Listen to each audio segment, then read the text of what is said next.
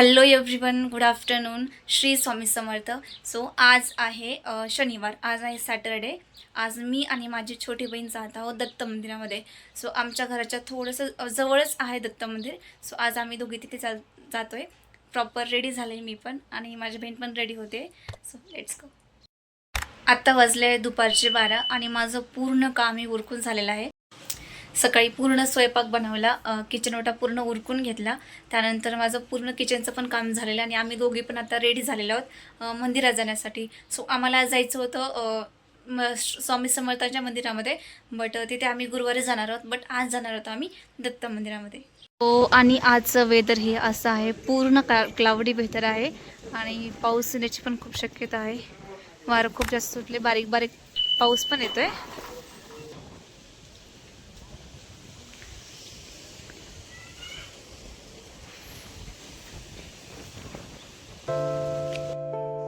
काल खूप जास्त वेदर हे क्लाउडी होतं, म्हणजे पाऊस म्हणजे बारीक बारीक येत होता.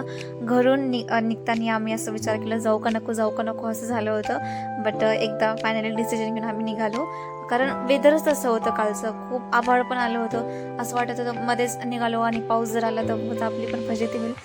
मग फायनली आम्ही गाडी घेऊन निघालो आणि भरपूर वारा होता काल, खूप म्हणजे खूप वारं होतं. आणि आम्ही तिथं जाऊन पोहोचल्याच्या नंतर पण खूप हवा येत होती आणि आम्ही जाऊन येईपर्यंत बिलकुल पाऊस आलाच नाही. नंतर बिलकुल पाऊस नाही आला.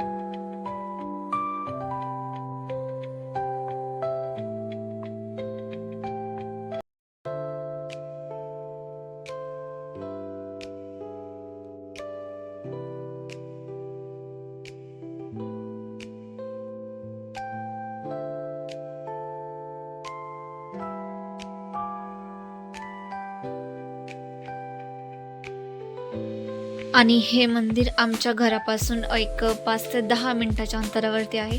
खूप भारी मंदिर आहे, तुम्हाला दिसेल ब्लॉगमध्ये मंदिर कसं आहे. आणि भरपूर जण गेले पण असेल मंदिरामध्ये, या दत्तांच्या मंदिरामध्ये. आणि आजूबाजूला तुम्ही बघू शकता किती भारी ग्रीनरी झालेली आहे, किती मस्त, म्हणजे असं हिरवं हिरवं झालेलं आहे, एकदम भारी दिसतंय पूर्ण.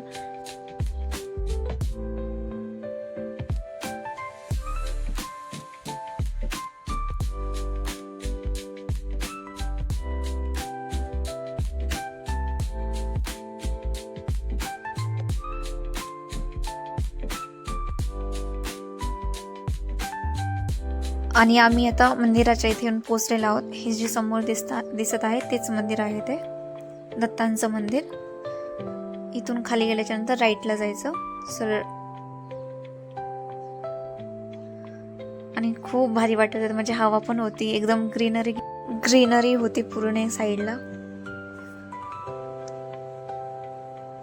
आणि जेव्हा आपण जातो मंदिराकडे तर स्टार्टिंगलाच इथं एक उंबराचं झाड आहे. उंबराच्या खाली पण दत्तांचा फोटो एक आहे आणि तिथे म्हणजे मंदिराच्या आतमध्ये फोटो आहे दत्तांचा.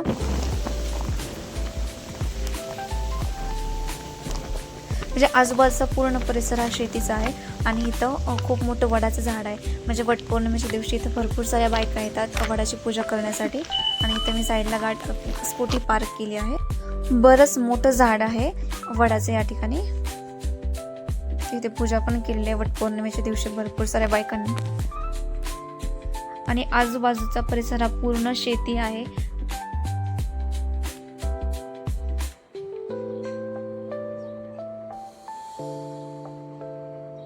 त्यानंतर इथं भरपूर सारे फळांची पण झाड आहेत. जसं चिकूचं पण झाड आहे आणि आंब्याची पण झाड आहे तिथे. आणि इथे दर गुरुवारी पूजा असते या मंदिरामध्ये, म्हणजे दत्त महाराजांच्या मंदिरामध्ये दर गुरुवारी पूजा असते. आणि ह्या झाडाखाली पण पूजा करतात दर गुरुवारी, उंबराच्या झाडाखाली. आणि हे बेलाचं झाड आहे, बेलपत्र असतं ना त्याचं झाड आहे. मला न्यायचे होते घरी जात्या वेळेस, बट ते भरपूर वरती होतं. आणि इथे एक आजी पण होत्या. सो हे आहे दत्त महाराजांचं मंदिर. खूप भारी, म्हणजे आता तर खूप छान झालं आहे, डेव्हलप झालं आहे. म्हणजे जेव्हा मी म्हणजे बरेच दिवस झाले या ठिकाणी आले होते मी, तर तेव्हा वरतून हे शेड वगैरे नव्हतं आणि साईडलाच ना भरपूर साऱ्या गाई गवत खात होत्या, म्हणजे गाई चरत होत्या. खूप भारी हा व्ह्यू मला तर खूप जास्त आवडला. म्हणजे इथे भरपूर साऱ्या गोष्टी नवीन झाल्यात. आजूबाजूला झाडं पण लावलेली आहेत, वरतून हे पत्र्याचं शेड पण बनवलेलं आहे. खूप भारी अशा ठिकाणी मंदिर आणि आजूबाजूला शेती, पुढे साईडला गाई आहेत. खूप भारी वाटतं जेव्हा असं आपण बघतो ना तेव्हा. आणि हे ना हवन आहे, दर गुरुवारी म्हणजे पूजा असते, हवनची पण पूजा केली जाते तिथे. आणि साईडलाच महादेवाची पिंड आहे. आणि इथे ना ह्या मंदिराच्या आजूबाजूला खूप सारे झाडं लावलेली आहेत. या ठिकाणी नारळाचं झाड असेल, जास्वंदाच्या फुलाचं झाड आहे.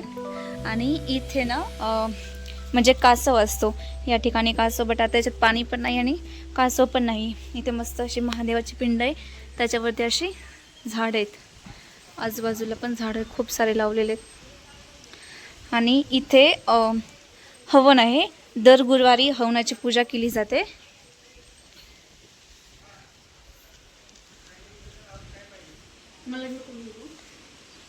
इथे तुळस आहे आणि तुळशीच्या पुढच्या साईडला मस्तपैकी असा नंदी आहे.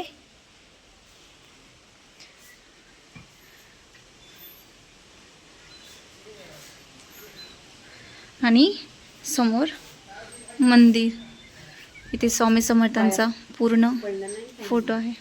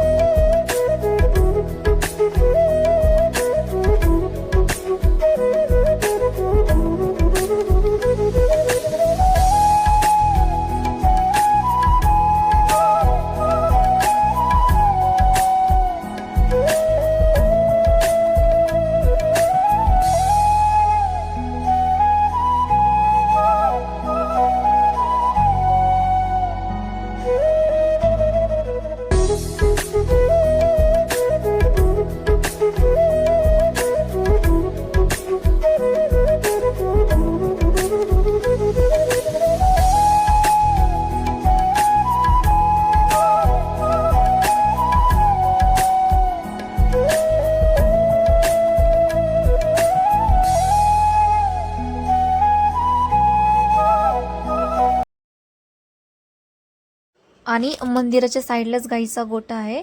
तर इथे साईडला एक गाय चारा खात आहे आणि पलीकडच्या साईडला 2 छोटे छोटे वासरे आहेत. आणि अजून पण भरपूर साऱ्या गायी आहेत, म्हणजे जे मंदिराच्या पुढच्या साईडला चारा खात आहेत. 1-2 गायी आतून दिसतात आणि बाकीच्या बाहेरून दिसत आहेत. इथे मंदिरातून बाहेरचा व्ह्यू पण खूप भारी दिसतोय. आणि मंदिराच्या ना साईडला म्हणजे एकदम फ्रंट साईडला ना एक फॅमिली राहते, गाईचा गोठा पण आहे साईडला. तर इथे ना एक फॅमिली असतात, म्हणजे दर गुरुवारी जो महाप्रसाद असतो किंवा पूजा असते ना, तर ही पूर्ण फॅमिली मिळून करत असतात. म्हणजे ह्या गायी जे आहेत ते पण त्यांच्याच आहेत आणि पूर्ण जे इथलचं पूर्ण हेच बघत असतात, म्हणजे मंदिराचं वगैरे असेल, गायींचं असेल, तेच बघत असतात.